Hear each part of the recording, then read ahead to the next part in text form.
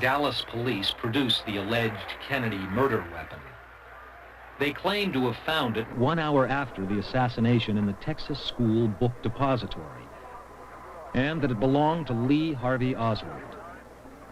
Without any doubt, he's the killer. The law says beyond a reasonable doubt and to a moral certainty, there's no question that he was the killer of President Kennedy.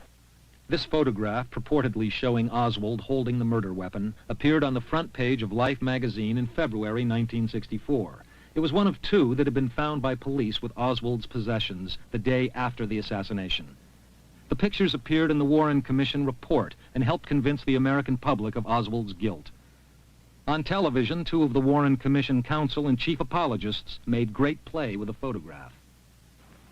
We know that Oswald had possession of that rifle because we have him photographed with it, and we have his wife saying that it was, quote, faithful rifle of Lee Oswald. We obtained the actual photographs that the Warren Commission used from the National Archives and showed them to a top forensic expert. Detective Superintendent Malcolm Thompson worked for 30 years in the Forensic Science Laboratory and Photographic Unit in the British Police Force. His job was to spot fakes and match likenesses. Thompson minutely examined the Warren Commission photographs. Among other things, he compared them with the photographs taken of Oswald by the Dallas police. The Dallas police photo showed Oswald had a rather pointed chin. On the Warren Commission photograph, even allowing for the shadow, the chin appeared unmistakably square. One can only conclude that Oswald's head has been stuck onto a chin, not being Oswald's chin. Then, to cover up the montage, retouching has been done, and when we consider this area of retouching here, one finds that there's a bulge in the line, and without doubt that shows this area between the head and the pillar has been retouched. But when one examines the shadow content, one sees the gun at an angle to the body which does not relate to the angle in the shadow. The gun is reaching far more out to the right, more in a horizontal position here in relation to the body shadow than the gun is actually being held by the person. Are you suggesting that those shadows have actually been touched in? They've been touched in. Yeah. Again, the arm just doesn't look natural. In fact, it looks as if it's been stuck onto the body. After examining these photographs, what is your professional opinion on them? I think they're a fake. Thompson's view was confirmed by the commanding officer of the Canadian Air Force Photographic Department. He found that the heads were exactly the same size, although the bodies were 2 centimeters different. He then made transparencies of the two heads, one red and one blue. He then superimposed the two supposedly different heads and found that they matched exactly, a photographic impossibility.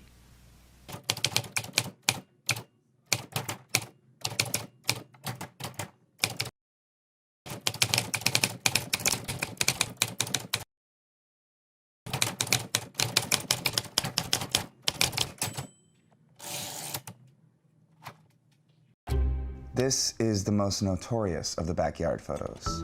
It appeared on the cover of Life magazine in February 1964 and circulated in global newspapers. People were quick to notice something odd.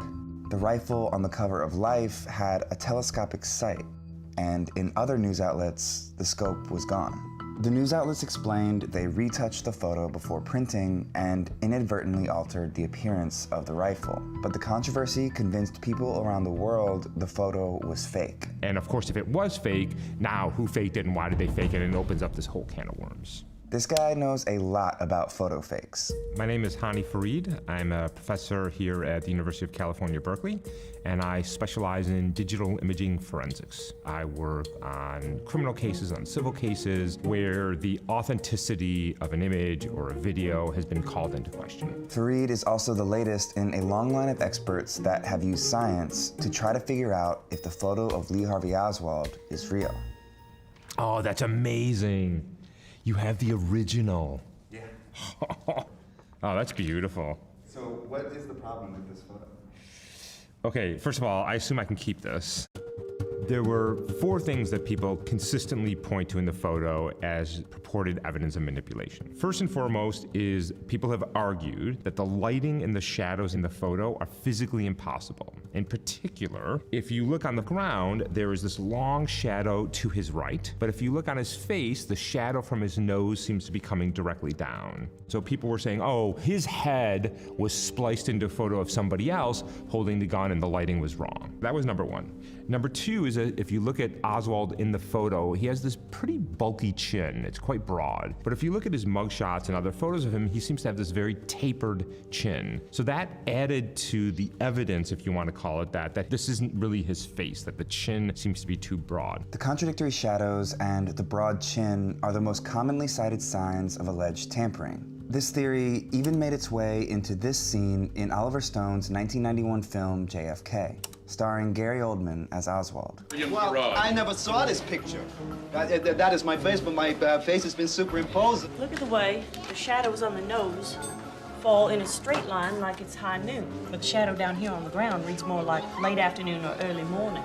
Number 3 is that in the photo, the gun seems to be shorter than the actual gun that was used to kill the president. And then number 4 was that his posture seems odd. It seems like he's sort of leaning back and he should be unstable holding that gun like that. And so when you look at the photo, yeah, at first glance, something looks a little weird there. And so that's what has been around this photo for a long time. Anything that is inconsistent with your core belief is simply evidence that that person is part of the conspiracy to keep information from you.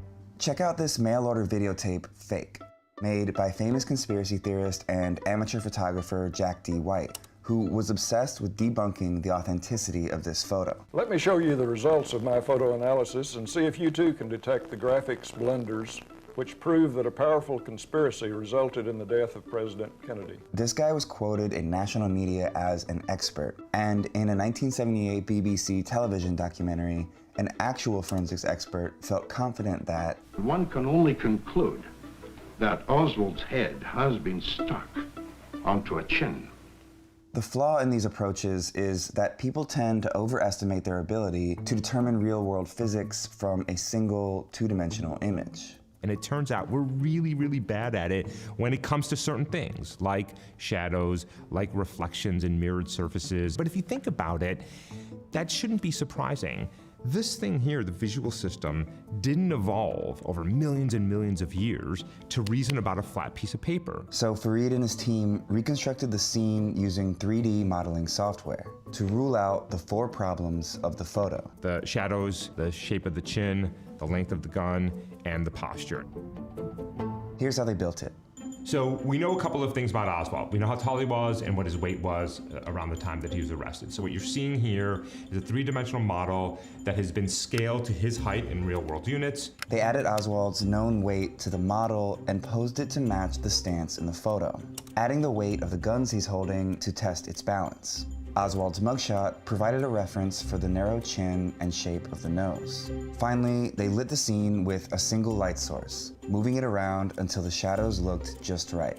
You can see how closely the 3D model matches the original photo in this overlay image.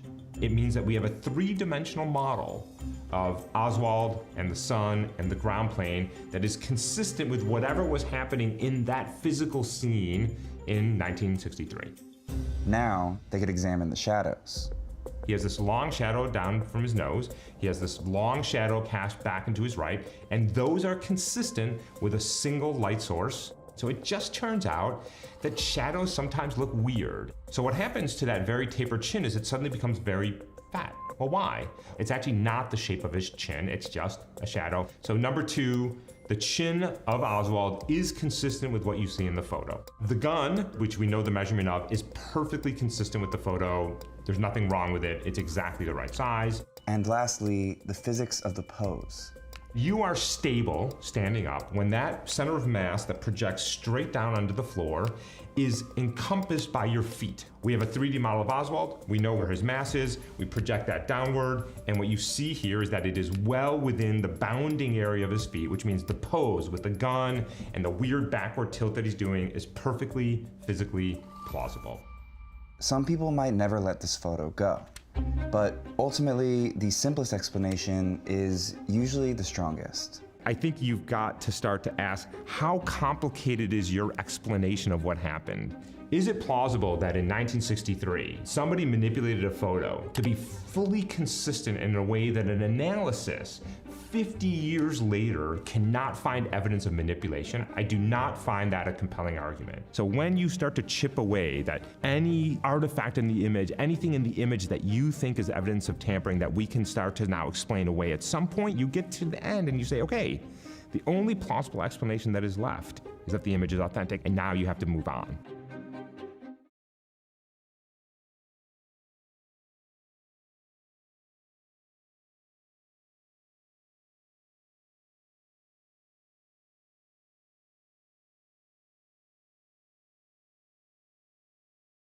Thompson's view was confirmed by the commanding officer of the Canadian Air Force Photographic Department. He found that the heads were exactly the same size, although the bodies were 2 centimeters different.